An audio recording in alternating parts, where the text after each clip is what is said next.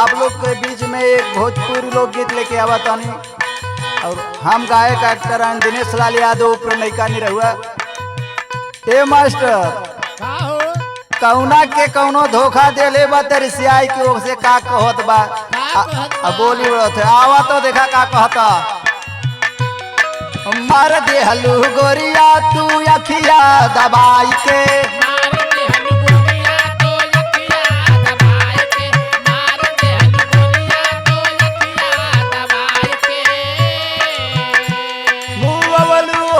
हमके फसाई के मार देलू गोरिया हो अखिया दबाई के।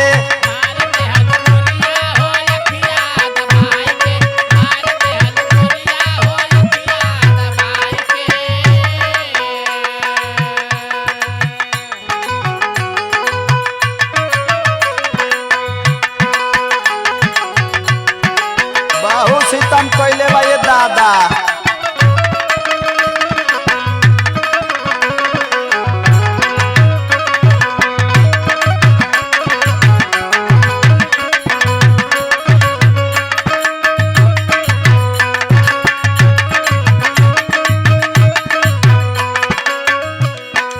सोरहो सिंगार कई के कहेलू आजा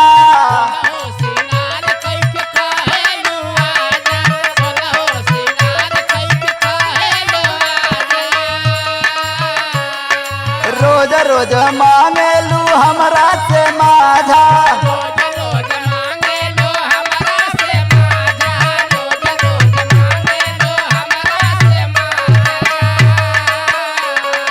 सोरहो सिंगार कई के कहेलू आजा रोज रोज मांगेलू हमरा से माजा।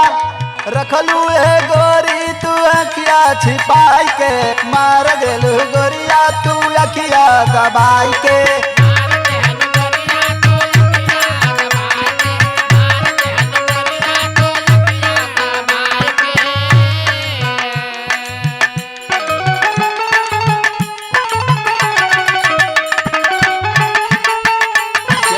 जखम बताइए दादा तोहरा से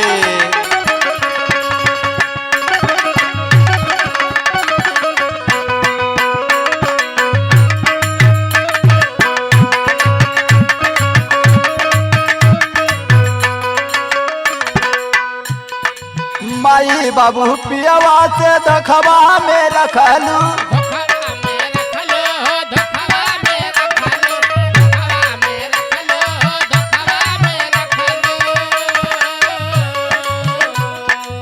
मनवा के सपना है अपन साजवलू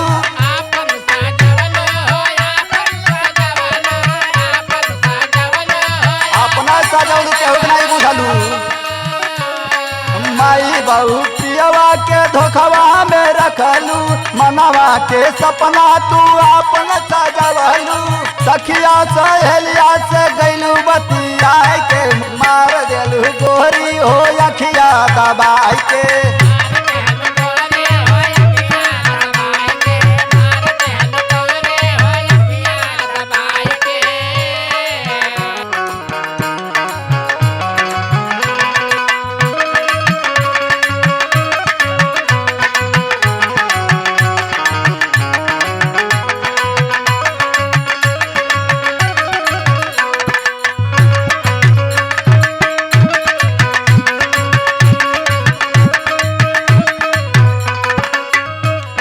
के पागल बनौले बा त का कहत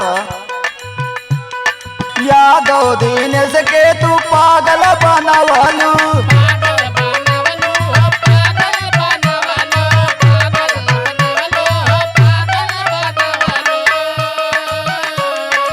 नहीं कानी रहुआ के कायल बनवलू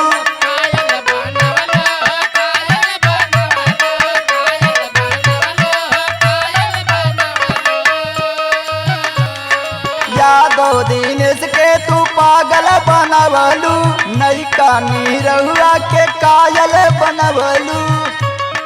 यरवा के गोरी तू जेलवा पठाई के यरवा के गोरी तू जेलवा पठाई के मार देलू गोरी तू अखिया दबा